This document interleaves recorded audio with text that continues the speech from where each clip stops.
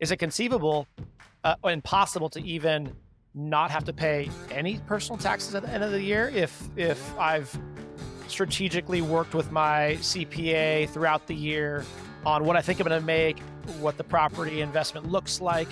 Is that even possible to not have to owe anything at the end of the year?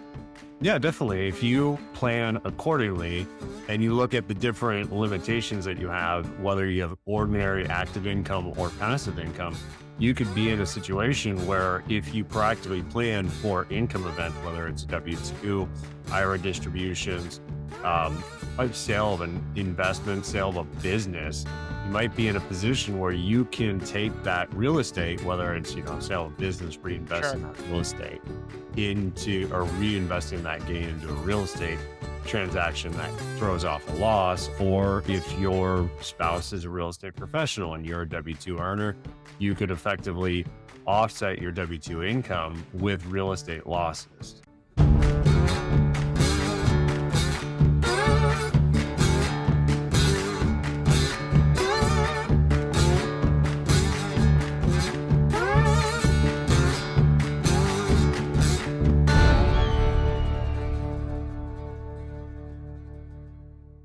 On today's episode of Heading West, we talk about how real estate investing can lower your personal taxes with our guest, Tim Gertz. Steve, we talked about in the episode, but when most people think about real estate investing, at least I know I did this, we often think about the passive income. We think about the asset value, like, hey, I own $1 million asset, whether it's retail or apartment, whatever. But it's not as often we think about the tax benefits that come along with that, and then how you can potentially avoid paying taxes altogether. That's that one component of real estate investing that's probably like off to the side, like, oh yeah, there's depreciation, there's tax benefits. Like, but this is a really big component that you could possibly pay no taxes, no personal taxes, if you've got this thing right. Jake, the big thing is it's not how much you make, it's how much you get to keep. 100%. And with this episode with Tim, we covered bonus depreciation. We covered being a real estate professional, depreciation, all those things that can help you as a real estate investor to keep more of your money if you do it right. And Tim covered that. Yeah. Provision, they're the best. Tim is incredible at what he does. And if you're thinking about getting into real estate investing, this is a great episode for you because we break down how private real estate investing can actually have a massive impact on your personal taxes, which, to your point, allows you to keep more money at the end of the year that otherwise would go to the government. And now you get to keep it in your pocket and or reinvest it into more real estate, and the snowball just starts to grow and grow and grow. So 100% worth your 30 minutes spent listening to this podcast episode. But let's just head west. Stay tuned as we discuss how real estate investing can lower your personal taxes with our guest, Tim Gertz. This episode is brought to you by Skyline Point Capital. If you're anything like me, you're always considering where to invest your money. Stocks, bonds, crypto, and rental home, the list is literally endless. As we've all seen over the past year, the stock market is unstable, the housing market is just weird, and inflation is on the rise. In times like these, the clear place to invest my money is in multifamily real estate, aka apartment complexes. Here's why. Returns on real estate investments have little to no correlation with the stock market. There's lower volatility, stable income streams, and the tax benefits are insane. And let's not forget that the apartments will typically appreciate in value over time, which means you can walk away with a pretty nice return when the complex is sold in 3 to 5 years. Best of all, multifamily investing is passive, so you get all of the benefits without the hassle and headache of your typical rental home investment. Getting started has never been easier. Head to skylinepointcapital.com to learn how you can start investing today. Well, Tim, thank you so much for joining us on today's podcast. If listeners have been tuning in the past few weeks, we've been really building these building blocks on how to get started passive real estate investing.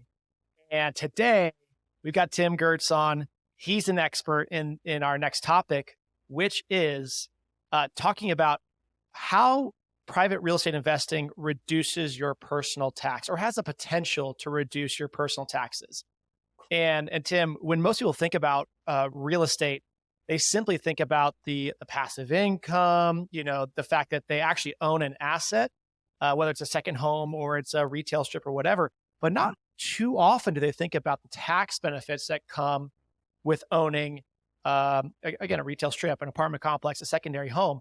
So I'd love to just jump right in on this topic is what kind of impact broadly can real estate investing have on your personal taxes?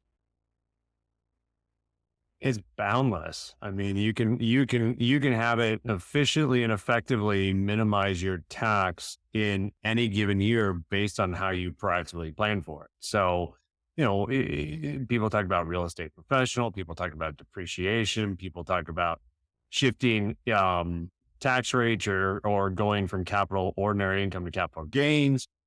Ultimately, effectively, if you plan proactively and you plan accordingly, you could be in a position where you're efficiently paying tax year after year based on income events using real estate to do that. So is it conceivable? I'm going to act as if the person who knows little about taxes and is little about real estate. Is it conceivable and possible to even not have to pay any personal taxes at the end of the year if I've strategically worked with my CPA throughout the year on what I think I'm going to make, what the property investment looks like? Is that even possible to not have to owe anything at the end of the year? Yeah, definitely. If you plan accordingly and you look at the different limitations that you have, whether you have ordinary active income or passive income, you could be in a situation where if you proactively plan for income events, whether it's a W-2, IRA distributions, a sale of an investment, sale of a business, you might be in a position where you can take that real estate, whether it's, sale of business, reinvest in that real estate or reinvesting that gain into a real estate transaction that throws off a loss. Or if your spouse is a real estate professional and you're a W-2 earner, you could effectively offset your W-2 income with real estate losses. So yeah, I mean, if tax planning is just building that puzzle, putting that puzzle together, putting the pieces together. So as long as you proactively plan for it and you're in tune with that, then you should be able to plan accordingly year in and year out to effectively minimize or be as efficient from a tax perspective as possible.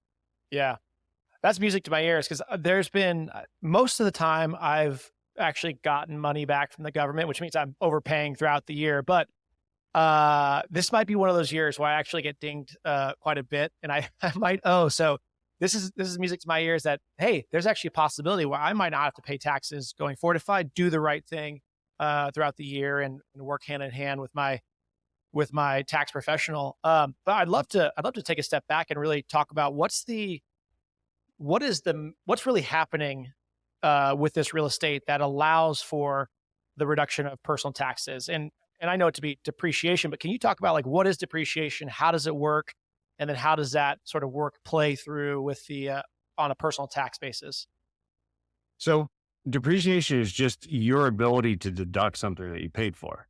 And in tax law, the IRS looks at different aspects of how long is that asset going to live or what's its useful life.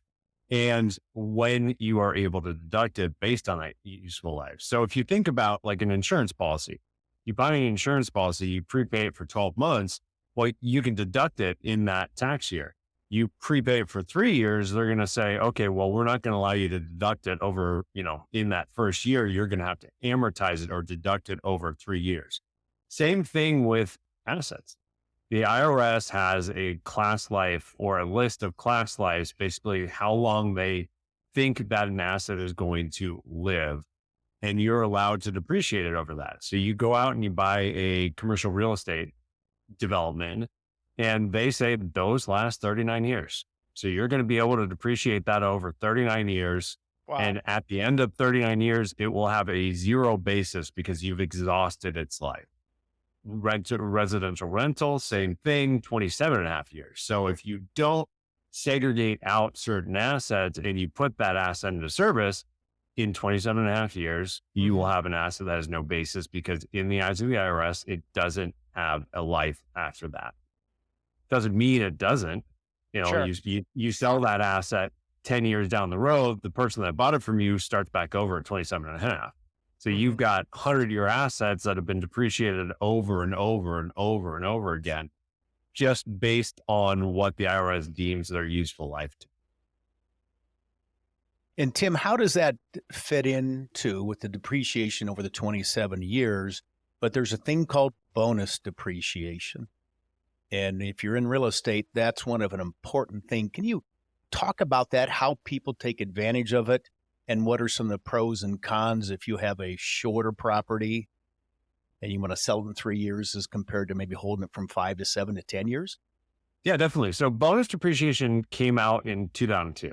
And what it was designed to do is to spur U.S. manufacturing. So the initial iteration of bonus depreciation was if you've got an asset that has a class life of less than 20 years, so most personal property, a computer, a vehicle, cabinetries, refrigerators, all have a class life less than 20 years. And it was manufactured in the U.S. and its first life was with you, you could write it off immediately. Well, that provision is what they call a sunset provision. So it goes away after a period of time. Well, over the last 20 years, it just continues to get picked back up and picked back up in different iterations. The one that really created this boon in real estate was in 2017, it became 100% deductible. So you're allowed to deduct 100% of the asset in the first year, which had happened prior, but it had gone through a 50, a 30, 100 iteration. And it didn't have to be first use. It could be used assets. So now we've opened this world up to depreciation or being able to 100% deduct tangible personal property inside a piece of property. So cabinetries, flooring, dishwashers, refrigerators, we can take that and we can write that off in the first year when we buy it. What that does is it creates this huge loss in the first year. So, a prime example is you go out and you buy an asset and you put 70% debt on it. So you buy $1 million asset, you put a $700,000 loan on it, you contribute $300,000. Well, if you do a cost segregation study, let's say 30% of that asset that you purchased is tangible personal property, short-lived assets. We get to write off $300,000 immediately. So you've effectively written off your entire investment from a cash position in that first year. Fantastic. You have a huge sale transaction. You've got income to offset. You throw it into real estate. You get that huge loss in the first year. You write it off against other income. Great. Fantastic. In like what you had said, Steve, it has its benefits and its curses, because when you depreciate an asset, you have to recapture that depreciation. So in that example, if we buy $1 million asset and we write off $300,000 in the first year, well, now our basis in that asset is $700,000 because we deducted $300,000. If we sell that asset in year 2 for $1 million, well, hypothetically speaking, we have no gain with no loss. We sold it for what we paid for it. But since our basis is $700,000, we've got $300,000 of depreciation recapture. And so that's kind of the nuances with it. And especially with the real estate market where it had been in the last, 5 years, 18, 24-month turns, you were seeing a lot of this where people were taking the deduction and then having to recapture that in, 2 years. And so then you had to snowball it and effectively reinvest and reinvest and reinvest. Tim, it's interesting you say that. We had a property where we did a cost segregation study on it, and we were going to put the bonus depreciation and take that. Well, like happens, you get an offer you can't refuse. And so we sold the property, and the money we spent for the cost segregation just turned into an expense, and off we went from that side. But you mentioned cost segregation. What is that? So can you explain? Yeah, what definitely. that is and how someone uses it? And is the cost segregation study the same thing for a multifamily or a retail or industrial, or how does that work? Class Yep. A, Class C? So ultimately, a cost segregation study is when you buy an asset, you buy a piece of real estate. So you buy a multifamily. The IRS says that is code section 1250 property, real property. That is a 27.5-year life. The land is non-depreciable. So you've got two buckets. You've got your land that's non-depreciable. You've got this 27.5-year asset that is 1250 depreciable, straight line over its life. Well, a cost segregation study goes in and says, well, yes, this is real property, but within that real property, I've got dishwashers, I've got refrigerators, I've got cabinetry, I've got toilets, I've got flooring, I've got whatever it might be.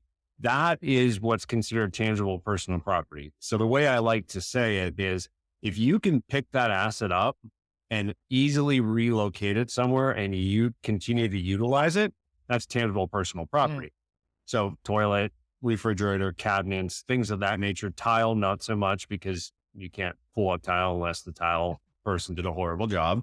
But so that gives us the ability to ultimately take that. And now we've taken those tangible personal property assets out of the real property asset, and those have a shorter life. So now we can ultimately take those and apply bonus depreciation. And to your point, no apple is created the same. Everything's different. So when you're looking at a piece of property, a single family house has a different, percentage that would be applied for bonus depreciation, because there's only one refrigerator. There's only one dishwasher. Multifamily has 300. So now you've got a larger percentage that is being allocated to tangible personal property. Commercial is different. Industrial is different. RV parks are different. So everything is completely different. What I say from a conservative standpoint, single family, you're looking 20 to 25% is going to be tangible personal property in the first year.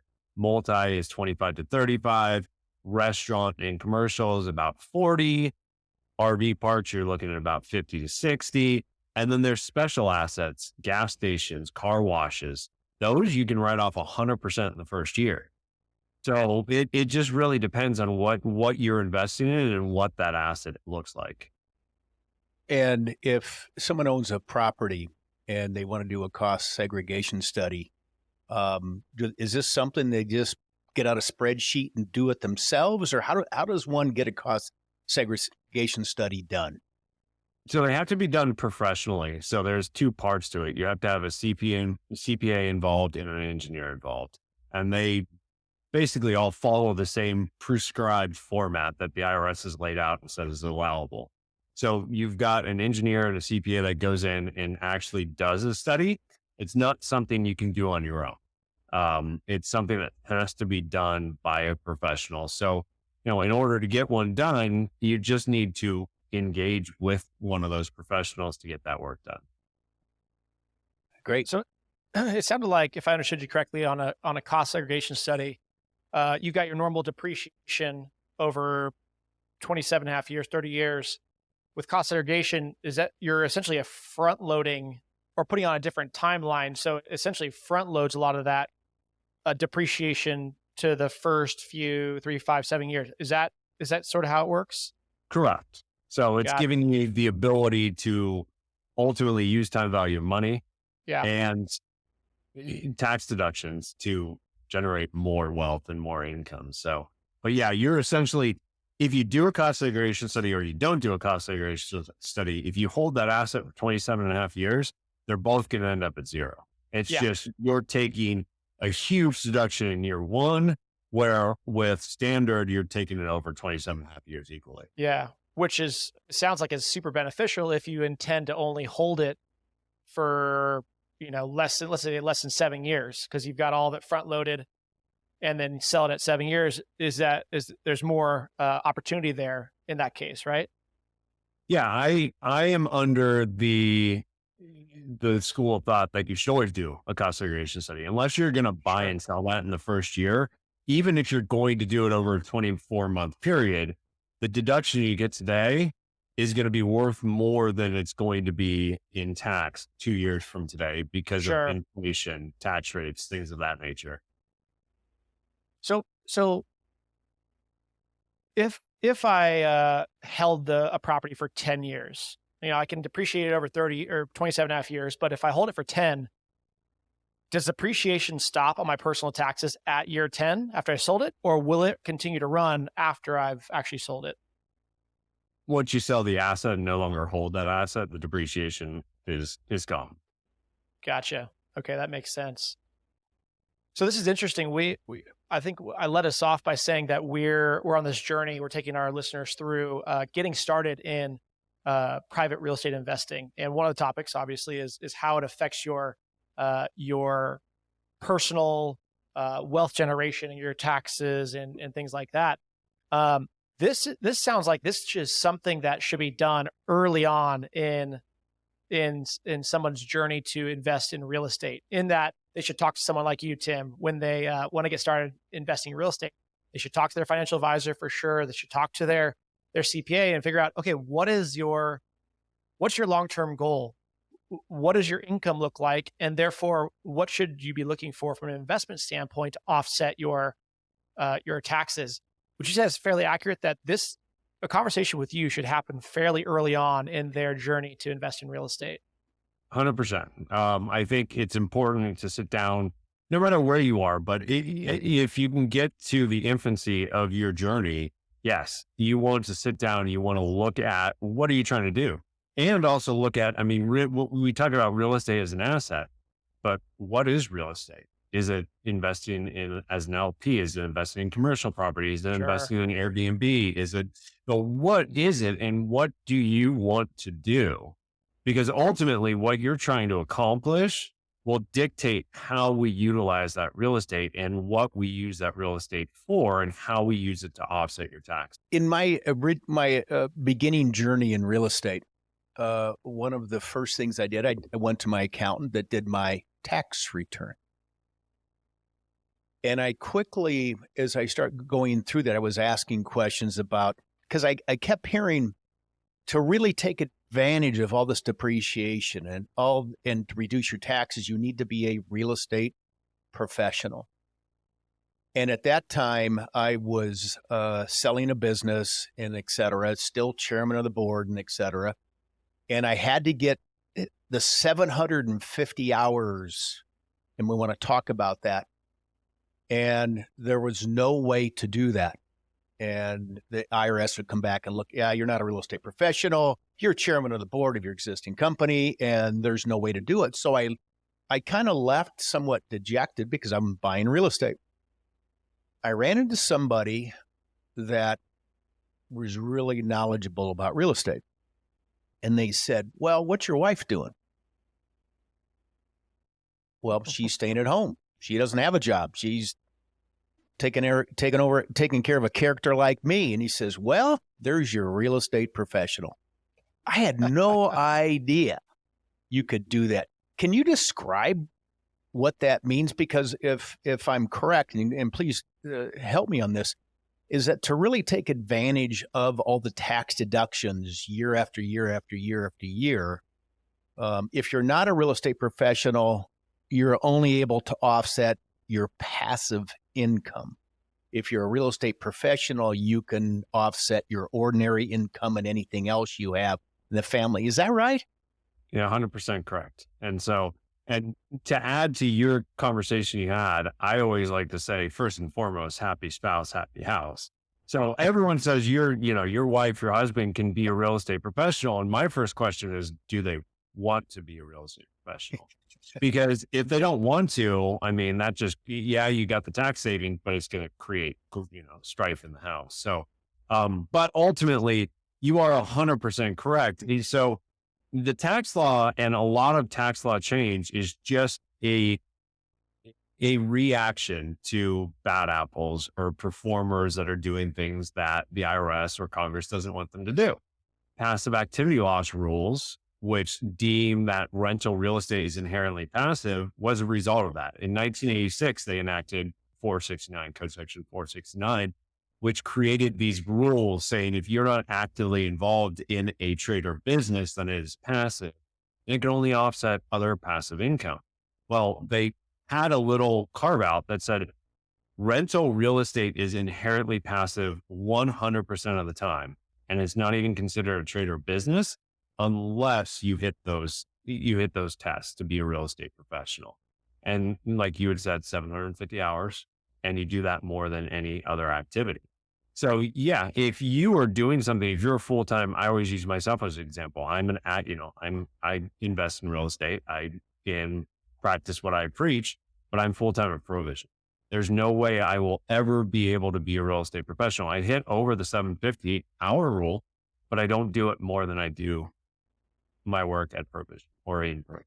So using someone else in your household is a huge, powerful tool if you can make that work. Because yes, if you are active in your trade or business and your spouse wants to be a real estate professional, well, that creates a huge opportunity because now we've taken that inherently passive activity and we've made it active. We made it an active trade or business, and losses from that trade or business can offset active income from your trade or business. When you're trying to think about being a real estate professional, can you elaborate more on what are the requirements?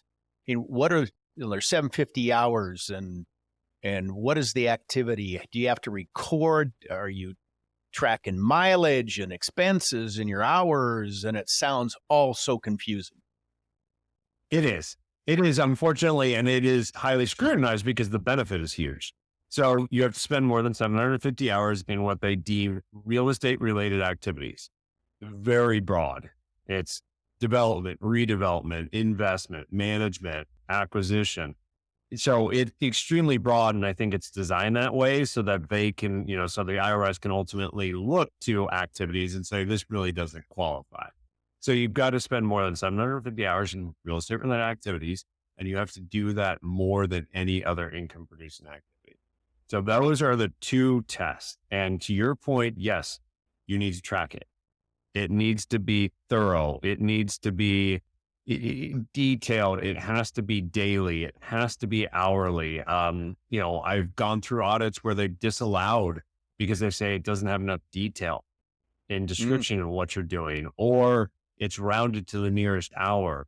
So for me, what I say is figure out what is the easiest for you to do. It's like mileage. You've got to track your mileage if you're going to take business use of your vehicle. Well, what's easiest for you? Is a day timer where you can track your miles or your hours? Is it a spreadsheet? Is it one of the apps on your phone? Whatever it is, make sure that it's something that you will do and you want to do, because it has to be maintained and it has to be maintained daily. It's not something you can go back and recreate. And does that reset every year, or is it something that once you hit it, you got it? Nope. It's an annual test. Gotcha. So you can be real estate professional this year or not next year. Tim, this sounds bonus depreciation, cost segregation studies. I want to buy real estate and all these different things coming at you. Can you describe your customer, a new customer coming in? What's the journey? You guys at Provisions are considered one of the tops in real estate accounting, and you work for a lot of syndicators and GPs, and you've got a great reputation. So you've probably seen a lot of different customers and a lot of different, from small GPs to bigger ones. Can you describe the journey? What's that like? Yeah, definitely. So we are proactive planner first, tax preparer second. So in our eyes, preparing a tax return is ancillary to what we're doing. It's just the report card. How well did we plan for you?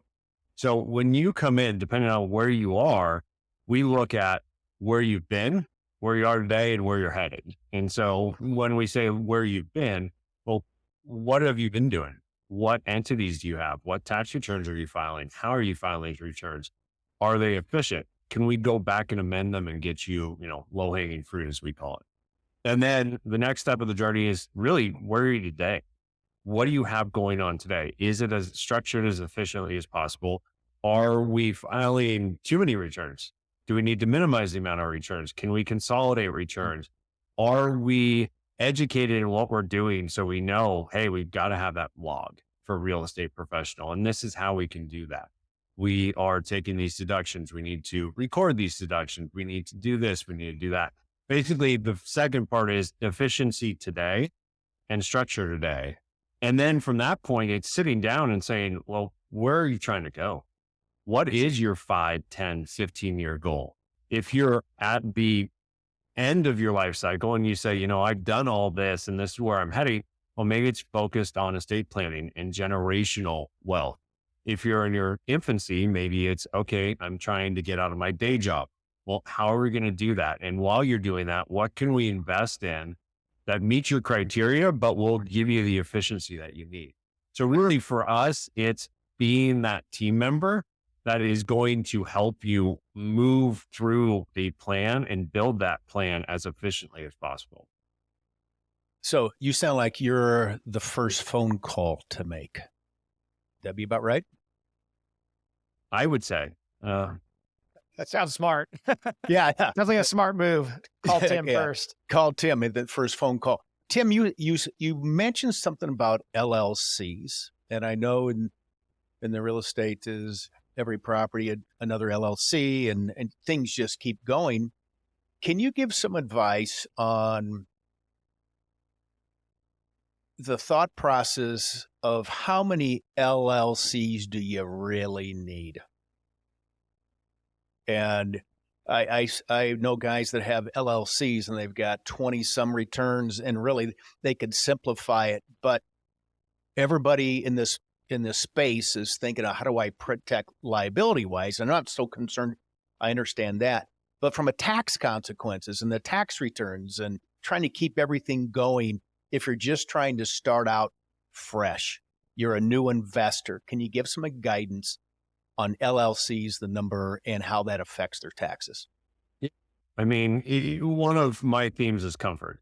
Everything, you've got to be comfortable with what you're doing. You've got to be able to sleep at night. So that's really where I start is what's your risk tolerance?